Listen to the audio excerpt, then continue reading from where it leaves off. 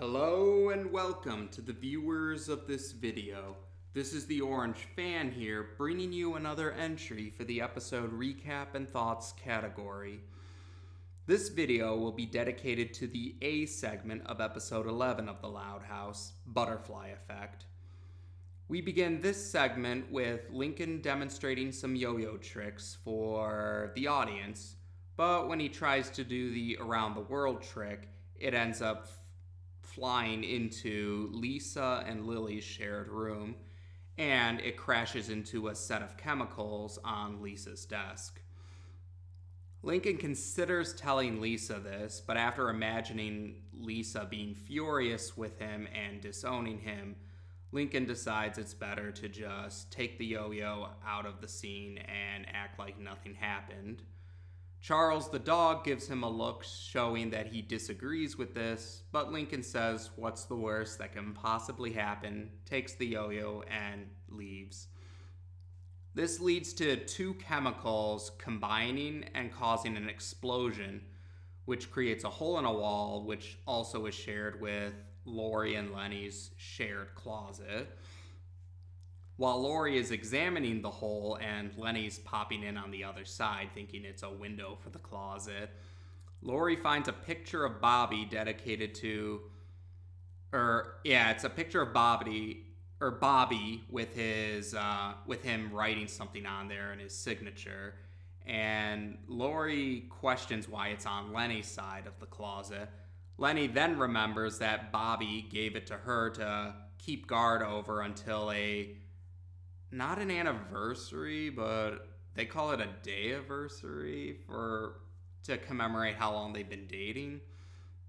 But Lori doesn't believe that Lenny forgot and actually assumes that Bobby is seeing Lenny behind her, Lori's back, and so she breaks up with Bobby and disowns Lenny. And as she storms off, she slams the door, which causes something in the closet to bonk Lenny on the head. When Lenny regains consciousness, though, she's suddenly smart, and she actually proves to be smarter than Lisa when she points out a flaw or a hole in one of the formulas on Lisa's blackboard, and Lisa does not take this very well. Later on, we find out that Lynn got kicked off all her teams because she's failing school, because Lisa's no longer tutoring her, because Lisa is now an attendant at the gas station convenience store run by a guy named Flip, voiced by John DiMaggio. And in her frustration, she kicks a ball which hits Lola in the face, and she gets a swollen nose, apparently a reference to an episode from the Brady Bunch. And thinking that she's hideous now, Lola tries to run off the stairs, but she trips and apparently lost a lot of her teeth as a result.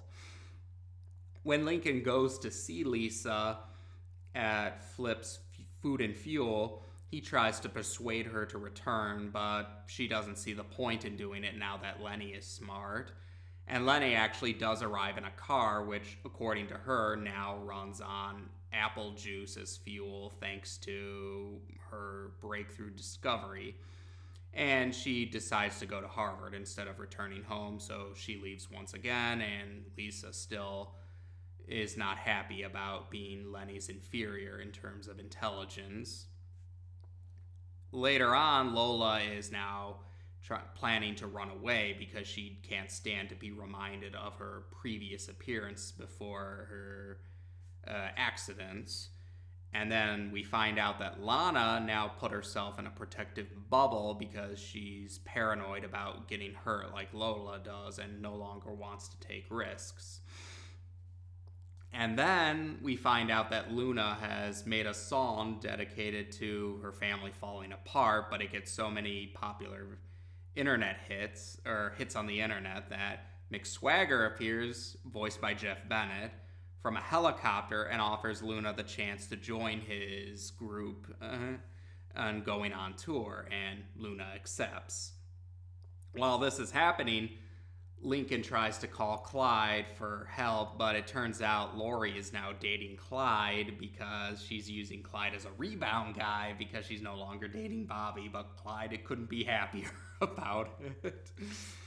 And then we find out that Luann, since Luna was usually the one she told jokes to, with Luna gone, Luann passed the time by watching cable news, but seeing the news likes to cover the bad aspects of life, she now decides to become an activist and leaves the house, but not before liberating Lana's exotic pets. And then while that's going on, Lincoln's watching the news, and it keeps getting worse. Luna gets kicked off of McSwagger's tour because she made a scene in a hotel over pillow mints. Luann chained herself up to a redwood tree. Lynn and Lola teamed up to steal from Flip's food and fuel, and they're being chased by the police in a desert. And while this is going on, Lucy reveals to Lincoln that she turned into a vampire from Lana's liberated bat, and she turns into a vampire bat and flies off. Realizing Lily's the only sister left, Lincoln rushes back to Lisa and Lily's shared room, but the chemicals went into Lily's crib, and now Lily is a giant and she's going to eat Lincoln. But then we all find out it was all just a daydream. It was just part of Lincoln's imagination of how things could possibly get worse. After imagining that horror, Lincoln decided he should tell Lisa, and she happens to show up at that point. Lincoln admits what happened about the chemicals, and he does apologize, but Lisa's actually quite happy. She says that she needed some sort of clumsiness for her experiment to succeed, so she thanks Lincoln for his clumsiness and for admitting that his part in it. And Lincoln says he couldn't bear to lie after imagining the horrors that would have happened, but Lisa passes it off as the chemicals affecting Lincoln's cerebral cortex. And then the segment ends with Lincoln seeing Lori and Clyde on a tandem bike with a sign that says "Just Married." Well, this segment was a good example of a bizarro episode, or in this case, a bizarro segment, which pretty much means a very weird or out there story, and boy, was it weird and out there. But I thought it was fun, because at least it made sense, because I know I usually hear a lot of people don't like the all a dream storylines, but I personally never really had an issue with them, and I thought this was a well-executed example of that. It was a good way to kind of have some outlandish or very crazy things happen, because Lincoln is an 11-year-old boy, and kids usually have an active imagination, so it would make sense that someone with an active imagination would imagine such crazy, wacky stuff going on. And I thought it was funny how that whole snowball effect of Lincoln imagining just because he didn't mention something about chemicals, all of that would happen. Also notable is that this segment is an unofficial appearance for Flip. I say unofficial as it's not the real Flip, but merely part of Lincoln's imagination sequence. The real Flip will show up in a few segments down the line, but for now, he hasn't officially appeared yet. And this is where we get to hear McSwagger talk, because before he appeared on TV during Sleuth or Consequences, is during a quick scene. But again, this wasn't an official appearance for McSwagger, so his first official dialogue will come in a later segment, and we'll cover that when we get to it.